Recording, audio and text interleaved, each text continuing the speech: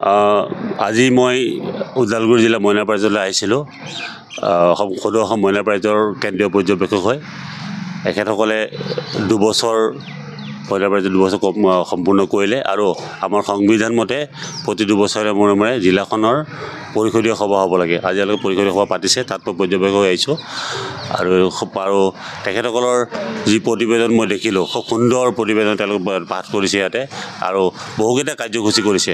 আচলতে সদৌ অসম মইনা পাৰিজাতৰ সক্ৰিয় জিলা বুলি ক'ব লাগিলে ওদালগুৰি জিলা মইনা পাৰিজাতক আমি ক'ম।